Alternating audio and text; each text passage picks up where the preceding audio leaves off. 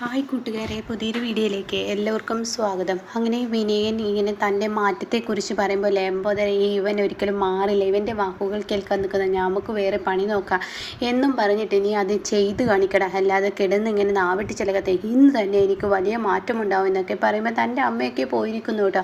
ഇതേ സമയം കിളികളോട് പറയണേ, നിങ്ങൾക്ക് തിന്നാൻ തരുന്നതിൻ്റെ ആ നന്ദിയെങ്കിലും നിങ്ങൾ എന്നോട് കാണിക്കണം, അത് കാണിക്കുന്നില്ലല്ലോ, എന്തെങ്കിലും ഒന്ന് എനിക്ക് വേണ്ടി സംസാരിക്കണം എന്നുള്ള പൊട്ടത്തരങ്ങളൊക്കെ ആയി കേട്ടോ.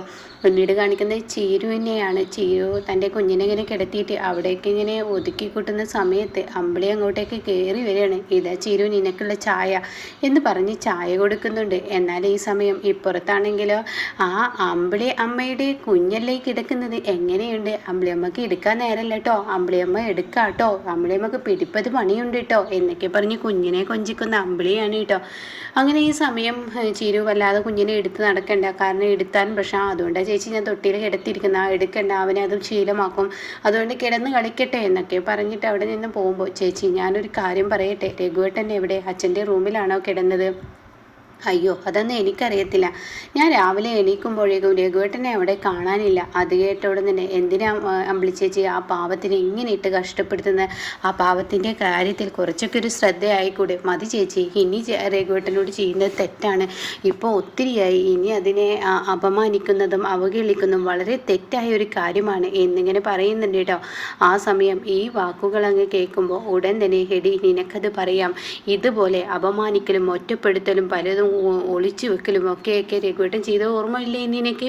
എന്നോട് എത്ര ദിവസങ്ങളോളം മരുന്നിൻ്റെ ബില്ല് പോക്കറ്റിൽ നിന്ന് കിട്ടിയപ്പോൾ ഞാൻ എന്ത് ഏതെന്നൊക്കെ ചോദിച്ചപ്പോൾ അങ്ങേര് പറഞ്ഞതെന്താ, ആ പെണ്ണിനെയും കുഞ്ഞിനെയും സംരക്ഷിക്കാം. എൻ്റെ ചേച്ചി ഇനിയെങ്കിലും എൻ്റെ ചേച്ചി ഒന്ന് നിർത്തുന്നുണ്ടോ? അത് കേട്ടോടെ തന്നെ അമ്പിളി പറയണേ, ഞാനൊരു കാര്യം പറയട്ടെ, ഇക്കാര്യത്തിൽ വിനയനാണ് വേറൊരു പെണ്ണിനെയും കുട്ടിയെയും തേടിയിട്ട് വിനയൻ പോയില്ലല്ലോ. വിനയൻ അങ്ങനെ പോയിട്ടില്ല, എന്നാൽ നിന്നോട് നല്ല സ്നേഹമുണ്ട് അവന്, നീ എന്ന് വെച്ചാൽ കുഞ്ഞെന്ന് വെച്ചാൽ ജീവനാണ്.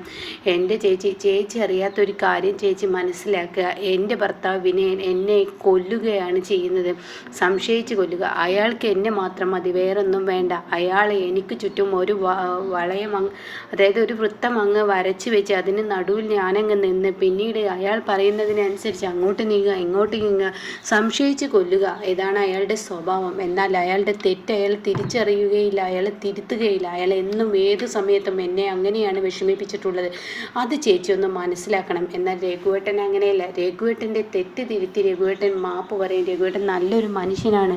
അത് കേട്ടോടെ തന്നെ അമ്പിളി പറയണേ, നീ പറയുന്നതൊക്കെ ശരിയായിരിക്കാം, ഒരു ദൈവദൂതനെ പോലെ കൊണ്ടു നടന്നിരുന്ന എൻ്റെ ഭർത്താവ് എന്നോട് ഇങ്ങനെ ഒരു കള്ളത്തരം പറഞ്ഞപ്പോൾ എനിക്ക് എത്രമാത്രം വിഷമമുണ്ടാവുമെന്ന് നീ ആലോചിച്ച് നോക്ക്. അതൊരു പെണ്ണ്, ആ പെണ്ണ് അതേ സ്ഥാനത്ത് നിന്ന് അനുഭവിക്കുമ്പോഴേ അറിയുള്ളൂ നിങ്ങൾക്കൊക്കെ നേരാവും എന്നൊക്കെ പറഞ്ഞ് എന്നെ ഉപദേശിക്കാം.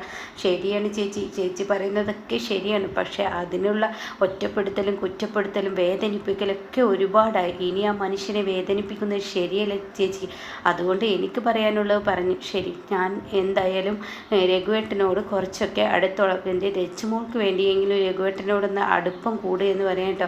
നീ പറഞ്ഞത് ശരിയാണ്, എൻ്റെ ലച്ചുമോൾക്ക് വേണ്ടി ഞാൻ അങ്ങേരോട് അടുക്കുകയാണ്, അവൾക്കൊരു അച്ഛനെ വേണമല്ലോ, അതുകൊണ്ട് മാത്രം എന്നും പറഞ്ഞ് അമ്പിളി അങ്ങനെ അടുക്കാൻ ചെല്ലുകയാണ് കേട്ടോ.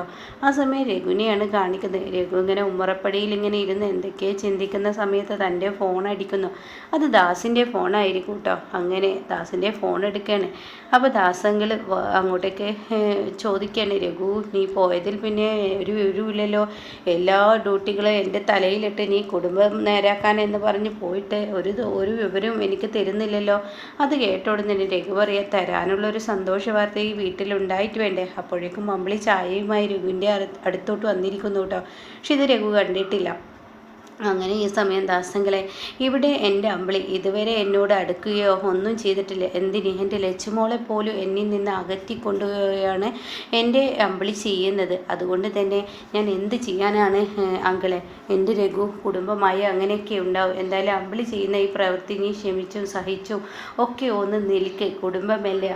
ഞാൻ എന്തായാലും നിൽക്കും, ഞാൻ ഒരുപാട് കഷ്ടപ്പെട്ട് എൻ്റെ മോളെയും അവളെയും ഞാൻ നല്ല നോക്കിയിട്ടുണ്ട്, അതൊക്കെ അവളും ഈ പറയുന്ന അവൾ എന്നോട് മറന്നു. ഞാനൊരു തെറ്റ് ചെയ്തു എന്നുള്ളത് തെറ്റ് തന്നെയാണ്. പക്ഷേ ഞാൻ ചെയ്ത തെറ്റെന്ന് പറയുന്നത് അമ്പിളിയിൽ നിന്ന് അത് മറച്ചു വെച്ച് ചെയ്യരുതായിരുന്നു. അത് ചെയ്തത് തെറ്റാണ്. അപ്പം അമ്പിളിയുടെ മനസ്സിലൊരു ഇത് വരികയാണ് കേട്ടോ. അങ്ങനെ രഘു പറയാണ്, ഞാനത് ചെയ്തത് തെറ്റ് തന്നെയാണ്. പക്ഷെ അത് പറയാൻ അവളോട് പേടിയായതുകൊണ്ട് ഞാൻ പറയാതിരുന്നു. പക്ഷേ ഇപ്പോൾ അമ്പിളി എനിക്ക് തരുന്ന ശിക്ഷ അതെൻ്റെ ചങ്കി കുത്തുന്നത് പോലെയാണ്. എൻ്റെ ചങ്കിൽ നിന്ന് ചോര വീഴുന്നത് പോലെയാണ് എനിക്കിപ്പോൾ വേദന വരുന്നത്. അത്രയും ബുദ്ധിമുട്ടുണ്ട്. അത് കേട്ട ഉടനെ തന്നെ ദാസ് പറയണേ, എൻ്റെ രഘു നീ തളരരുത്, എന്തായാലും ഞാൻ അങ്ങോട്ടേക്ക് വരാൻ നോക്കാം. ദാസങ്ങൾ ഇന്ന് വരുമോ? കുറച്ച് ഡ്യൂട്ടിയുണ്ട്, അതും കൂടി കഴിഞ്ഞിട്ട് ഞാൻ ഇന്നെങ്കിൽ പറ്റിയെങ്കിൽ ഇന്ന് തന്നെ എത്താം. എന്നാൽ ശരി അങ്കിളെ. അല്ല അവിടുത്തെ വിവരങ്ങൾ എന്താ? അവരുടെ വിവരം എന്താ? അത് കേട്ട ഉടനെ തന്നെ അമ്പിളിയുടെ മൂടങ്ങ് പോയിട്ടോ. അപ്പോഴേക്കും രഘുവിൻ്റെ മുന്നിലോട്ട് കണ്ണ് നിറഞ്ഞ് ചായയുമായി നീങ്ങുമ്പോഴാണ് രഘുവിൻ്റെ ഈ ചോദ്യം. ആ ചോദ്യം അങ്ങ് കേൾക്കുമ്പോൾ ഉടൻ തന്നെ അവിടെ ദാസ് പറയണേ, ആമിയും കുഞ്ഞു സുഖമായി നടക്കുന്നു, അവർക്ക് കുഴപ്പമൊന്നുമില്ല. ആമിയുടെ കുഞ്ഞ് നടക്കിൽ തുടങ്ങിയിട്ടുണ്ട്. എൻ്റെ കുടുംബം നശിച്ചെങ്കിലും അവരെങ്കിലും നേരായല്ലോ, അത് മതി എനിക്ക് എന്നിങ്ങനെ രഘു പറയുന്നതും അമ്പിളിക്ക് അങ്ങ് കാലി വീണ്ടും കയറിയിട്ടോ. അങ്ങനെ അമ്പിളി ആ ചായയുമായി തിണ്ണയിൽ ഒരൊറ്റ സൗണ്ടോടുകൂടി വെച്ചിട്ട് അങ്ങ് പോവാണ്. അത് കാണുന്ന രഘുവിന് വീണ്ടും വിഷമം വരികയാണ്. പിന്നീട് കാണിക്കുന്നത് സുശീലയാണ്. അതായത് സുശീലയ്ക്ക് ചായ അനുപമ കൊണ്ടു കൊടുത്തിരിക്കുകയാണ്. സത്യനും ഷ്യാമും ഒരു സൈഡിൽ ഇരിക്കുന്നുണ്ട്. അപ്പോൾ സുശീല ഒരു ചായ എടുക്കുമ്പോൾ അനുപമ പറയാൻ, ഇതാണ് നിങ്ങൾക്കുള്ള ചായ എന്ന് പറയുന്നത്. അമ്മയുടെ ചായ ഇതാണ്. അതെന്താ, എനിക്ക് നീ ക്ലാസ്സൊക്കെ വേർതിരിച്ചോ? അതല്ല, ഞാൻ വേർതിരിച്ചിരിക്കുന്ന അമ്മയ്ക്ക് കുറച്ച് കടുപ്പം വേണം, അതുകൊണ്ട് കടുപ്പത്തിലുള്ള ചായ ഇട്ടതാ. ബാക്കിയുള്ളവർക്ക് അത്ര കടുപ്പം വേണ്ടല്ലോ. അതും പറഞ്ഞ് അകത്തോട്ട് അങ്ങ് പോകുമ്പോൾ ഉടൻ തന്നെ സുശീല മനസ്സിൽ ചിന്തിക്കുകയാണ്, അവൾ എന്നെ കടുപ്പക്കാരിയാക്കി മാറ്റിയിരിക്കുന്നു. ഇതങ്ങനെ വിടാൻ പാടില്ല. ഹർഷ് പറഞ്ഞത് ശരിയാണ്. അതായത് ഇന്ദ്രനെ പേടിച്ച് അനുപമയോടൊന്നും മിണ്ടാതിരിക്കരുത്, എന്നാൽ ഇന്ദ്രൻ്റെ സിമ്പതി കിട്ടാനും താൻ അനുപമയോട് മിണ്ടാതിരിക്കരുത് എന്ന് പറഞ്ഞ കാര്യത്തെക്കുറിച്ച് കേട്ടോ. അങ്ങനെ സുശീല നേരെ അനുപമയുടെ അടുത്തോട്ട് ചെല്ലാണ്. അപ്പോഴേക്കും സത്യനും ശ്യാമും പറയണേ, ദേ ഈ അനുചേച്ചി വന്നപ്പോൾ തന്നെ വീടൊരു അടുക്കും ചിട്ടയൊക്കെ വന്നതുപോലെ. അത് കേട്ടോടെ തന്നെ ശ്യാമ്, അത് ശരിയാണ്, അടുക്കും ചിട്ടയൊക്കെ നമ്മുടെ വീട്ടിൽ വന്നു, അതാണ് കൈകാര്യം ചെയ്യാനുള്ള ആളുകൾ എത്തിയാൽ ഇങ്ങനെയൊക്കെ ഇരിക്കും എന്ന് പറയുന്നത്. അത് കേട്ടോടെ തന്നെ അനുപമ പറയാം, അങ്ങനെയൊന്നുമില്ല. അപ്പോഴേക്കും സുശീല തുള്ളിച്ചാടിയും കൊണ്ട്, എടി നീ എന്ത് ചായയാണ് ഇട്ട് വെച്ചിരിക്കുന്നത്?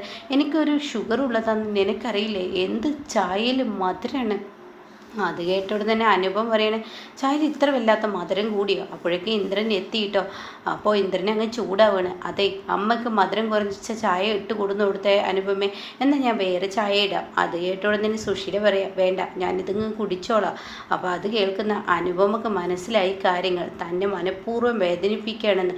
അങ്ങനെ ഈ സമയം അനുപമ പറയണേ, അതെ ഞാനൊരു കാര്യം പറഞ്ഞേക്കാം, നിങ്ങൾക്ക് ഷുഗറാണെങ്കിൽ ഇന്ന് ഉച്ചത്തെ ഭക്ഷണത്തിനൊക്കെ ഒരു കൺട്രോൾ വരുത്തേണ്ടി വരും.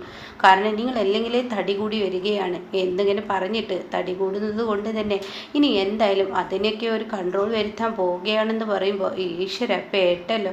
അപ്പോൾ ഇന്ദ്രനെ ഒക്കെ ചിരിക്കുന്നുണ്ട് കേട്ടോ. ഇതേ സമയം അനുപം അതും പറഞ്ഞ് അങ്ങ് പോയി. പിന്നീട് ഇവർ ഭക്ഷണം കഴിക്കുന്ന ഒരു രംഗമാണ് കാണിക്കുന്നത്. ഇവരിങ്ങനെ ഭക്ഷണം കഴിക്കുന്ന സമയത്ത് സോന പ്രതിഭയോട് പറയാം, പ്ലേറ്റിങ് എടുത്ത് അമ്മക്ക് ഭക്ഷണം വിളമ്പി കൊടുക്കട്ടെ എന്ന് പറഞ്ഞ് വിളമ്പി കൊടുക്കുമ്പോൾ അനുപമ അങ്ങോട്ടേക്ക് കയറി വന്നിട്ട് ഇതാ ഭക്ഷണം, കുറച്ച് വെള്ളരിക്ക കഷ്ണങ്ങൾ, അതുപോലെ തന്നെ ഒരു കോഴിമുട്ട ബോയിൽ ചെയ്തതും കൊടുന്നു കൊടുത്തിരിക്കുകയാണ് കേട്ടോ. അങ്ങനെ ഇത് കാണുന്ന സോന, എന്താ ചേച്ചി ഈ കാട്ടുന്ന, അനുവടുത്ത് എന്തായി കാണിച്ചിരിക്കുന്നത്? ഇതുകൊണ്ട് അമ്മയ്ക്ക് എന്ത് ഭക്ഷണമാവാൻ, എങ്ങനെയൊക്കെ കഴിക്കാൻ പറ്റുമോ? അയ്യോ ഞാൻ പറഞ്ഞതല്ല, നിൻ്റെ അമ്മ പറഞ്ഞതാണ്. നിൻ്റെ അമ്മക്ക് ഷുഗർ കൂടുതലത്രേ, അപ്പോൾ കുറച്ച് ഭക്ഷണം കൺട്രോൾ ചെയ്യണം. പിന്നെ ഇത് ഹെൽത്തിയാണ്, വിശപ്പ് തീരില്ല എന്നുള്ളൂ, പക്ഷെ നല്ല പ്രോട്ടീനുണ്ട്, അത് മനസ്സിലാക്കണം. അത് കേട്ടോടെ തന്നെ പ്രതിഭ പറയാണ്, എന്താ സോനെ ഇവിടെ ഇപ്പോൾ പ്രശ്നം, അത് അങ്ങനെ കഴിച്ചു വെച്ചിട്ട് എന്താ കുഴപ്പം? അപ്പോൾ സോന പറയണ, എന്തിനാ ഈ ചേച്ചി അനുവടുത്ത് ഇങ്ങനെ ചെയ്യുന്നത്? അപ്പോൾ ഉടനെ അല്ല, അമ്മ പറഞ്ഞതാണ് ഷുഗർ കൂടുതലാണ്, അതുകൊണ്ടാണ് ഞാൻ ഈ ഭക്ഷണം ഇങ്ങനെ, ഞാൻ ഇന്ന് രാവിലെ ചായ കൊണ്ടുകൊടുത്തപ്പോൾ പഞ്ചസാര കൂടിപ്പോയി എന്ന് പറഞ്ഞു എന്നോട്, അപ്പോൾ അതിനാ ഞാൻ ഇങ്ങനെ കൊടുത്തത്. അത് കേട്ട ഉടനെ അമ്മ അപ്പോഴത്തെ ദേഷ്യത്തിന് എന്തെങ്കിലുമൊക്കെ എടുത്തു ചാടി പറഞ്ഞു എന്ന് കരുതി ഇങ്ങനെ പട്ടിണിക്കിടണോ? അത് കേട്ട ഉടനെ അയ്യോ ഞാൻ പട്ടിണിക്കൊന്നും ഇടുന്നില്ല, അമ്മക്ക് ഈ ഭക്ഷണം പോരായെങ്കിൽ അമ്മ പറഞ്ഞോട്ടെ, ഞാൻ വേറെ ഭക്ഷണം എടുത്തു തരാം, വേണോ എന്നിങ്ങനെ അനുപമ അനുപമ ചോദിക്കുമ്പോൾ സുശീല പറയാണ് വേണ്ട, എനിക്ക് ഭക്ഷണം വേണ്ട, ഞാൻ ഇത് തന്നെ അങ്ങ് കഴിച്ചോളാം. ഉച്ചവരെയൊക്കെ നമുക്ക് പിടിച്ചു നിൽക്കാൻ കഴിയില്ലേ, ഞാൻ ഇത് തന്നെ കഴിച്ചോളാം. നീ തരുന്ന ഭക്ഷണം ഇന്നത്തേത് നീയാണല്ലോ, നീ തരുന്നത് ഞാനങ്ങ് കഴിച്ചോളാം. നാളെ സോനയും പ്രതിഭയും തരും, അവരുടെ ഭക്ഷണം എനിക്ക് കഴിക്കാമല്ലോ. എന്തായാലും ഇങ്ങനെ പോട്ടെ, നിന്റെ നിയമം ഞാൻ തെറ്റിക്കുന്നില്ല എന്ന് അനുപമ പറയുമ്പോൾ സോന പറയണേ എന്തിനാ അനുവെടുത്തി അമ്മയെ ഇങ്ങനെ പട്ടിണി കിടന്ന്. അത് കേൾക്കുന്ന പ്രതിഭ പറയണേ അതിന് സോന ഇവിടെ ആരും പട്ടിണി കിട്ടില്ലല്ലോ, നിൻ്റെ അമ്മയോടല്ലേ ഭക്ഷണം വേണമെങ്കിൽ എടുത്തു തരാമെന്ന് പറഞ്ഞു. അപ്പം നിൻ്റെ അമ്മ തന്നെയല്ലേ വേണ്ട പറഞ്ഞു. അപ്പോഴേക്കും സുശീലക്ക് ചാട്ടം കൂടുകയാണ്. സുശീല പറഞ്ഞേ ഇതേ വായിൽ തോന്നിട്ട് വിളിച്ചു പറയണ്ട, ഇവള് തുള്ളുന്നത് പോലെ നീ തുള്ളിയാൽ നിനക്കിട്ട് വിലങ്ങ് ഞാൻ വെച്ചിരിക്കും എന്നങ്ങ് പ്രതിഭയോട് പറയുന്നു കേട്ടോ. ആ സമയം അവിടെ ഇട്ട് അനന്തം മാഷ് കയറി വരികയാണ്. അപ്പോഴേക്കൊക്കെ സുശീലയുടെ ഡ്രസ്സ് മാറ്റലൊക്കെ കഴിഞ്ഞു വന്നു. ഞാനിപ്പം നിങ്ങളെക്കുറിച്ച് ഓർത്തതേ ഉള്ളൂ. എന്തായാലും നിങ്ങൾ വന്നല്ലോ. നിങ്ങളെക്കുറിച്ച് ഓർക്കാനുള്ള കാരണം നിങ്ങളുടെ മകൾ തന്നെ. നിങ്ങളെ മകളാണ് ഓർമ്മിപ്പിച്ചത്. തന്തയ്ക്ക് പിറക്കാത്ത പ്രവൃത്തിയാണല്ലോ അവൾ ചെയ്യുന്നത്. ദേ സുശീലെ വായിൽ തോന്നിയത് വിളിച്ചു പറഞ്ഞാൽ കേട്ട് നിൽക്കില്ല. അപ്പോഴേക്കും അങ്ങോട്ടേക്ക് അനുഭവം വരികയാണ്. എന്താ മോളെ ഈ സ്ത്രീ കിടന്ന് പുലമ്പുന്നത്? എന്താ നീ ഇവരോട് കാട്ടിയത്? ഞാനൊന്നും കാട്ടിയില്ല. അപ്പോഴേക്കും ഇന്ദ്രൻ എത്താണ്. അല്ല മാഷേ, ഇവള് തന്തക്ക് പിറക്കാത്ത സ്വഭാവമാണ് ഇവള് കാണിച്ചു കൂട്ടുന്നത്. ഞാൻ പറഞ്ഞു വായിൽ തോന്നിയത് വിളിച്ചു പറയുന്നതെന്ന്. എൻ്റെ മകൾ എന്ത് കാട്ടി? അനു നീ എന്താണ് ഇവരെ കാട്ടിയത്? അത് കേട്ട ഉടനെ അനു പറയണേ ഞാനിന്ന് ചായ ഇട്ടപ്പോൾ ഷുഗർ കൂടുതലാണെന്ന് പറയുമ്പോൾ ഭക്ഷണം കൺട്രോൾ ചെയ്തു. അതിനാണ് ഇവർ കിടന്ന് ഇങ്ങനെയൊക്കെ പറയുന്നത്. ഇവരോട് ഞാൻ പറഞ്ഞതാണ്. അപ്പോൾ അത് കേട്ട ഉടനെ എടി നീ കിടന്ന് ചിലക്കുന്നോ? നിൻ്റെ തന്തക്ക് പിറക്കാത്ത ഈ സ്വഭാവം എന്നൊക്കെ പറയുമ്പോൾ ഇന്ദ്രൻ പറയണോ ഒന്ന് നിർത്തുന്നുണ്ടോ? നിങ്ങൾക്ക് എന്താണ് പ്രശ്നം? നിങ്ങൾ എന്തിനാണ് ഇങ്ങനെ കിടന്ന് ചിലക്കുന്നത്? നിങ്ങൾക്ക് എന്തിൻ്റെ കേടാണ്? ഇന്ന് രാവിലെ നിങ്ങൾ അനു ഷുഗർ കൂടുതലാണ്, ചായ കൊടുത്തപ്പോൾ ഷുഗർ കൂടുതലാണെന്ന് നിങ്ങൾ പറഞ്ഞു മനഃപൂർവ്വം പ്രശ്നമുണ്ടാക്കുമ്പോൾ അവിടെ അസുഖമൊന്ന് കൺട്രോൾ ചെയ്യേണ്ടേ? എല്ലാവരുടെയും ഉത്തരവാദിത്തമല്ലേ? അത് ചെയ്തതാണ്. എന്തായാലും അനു ഇവർക്ക് ഇനി നീ ഭക്ഷണം കൊടുക്കേണ്ട. ഇത് പ്രതിഭയും സോനയും കൊടുത്തോളും. നീ ഇവരുടെ കാര്യത്തിൽ ശ്രദ്ധ വേണ്ട. നീ നിൻ്റേതായ തീരുമാനത്തിൽ പോയിക്കോ.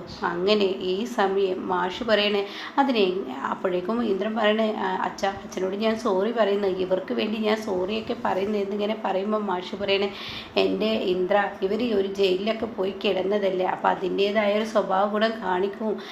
അത് ഇപ്പോൾ കുറച്ച് കഴിഞ്ഞാൽ നേരാക്കി കൊടുത്താൽ മതി എന്നൊക്കെ ഇങ്ങനെ പറയുമ്പോൾ സുശീല പറയണേ നിങ്ങളുടെ മരുമകനെ ഒന്ന് നേരാക്കിക്കോ. അവനിപ്പോൾ അവൻ്റെ സ്വന്തം അമ്മയെ നിങ്ങളെ എന്നൊക്കെയാണ് വിളിക്കുന്നത്. ഒരു 10 മാസം വയറ്റിലിട്ട് പ്രസവിച്ച ഒരമ്മ അവൻ്റെ തന്തയാരെന്ന് ചൂണ്ടിക്കാണിക്കുന്ന അവനായിരിക്കും തന്തയായി വരിക. അപ്പോൾ അതുകൊണ്ട് അവനൊന്ന് ഓർക്കുന്നത് നല്ലതാണ് എന്ന് പറയുന്ന ഒരു സീനിലാട്ടോ എപ്പിസോഡ് നിർത്തിയിരിക്കുന്നത്.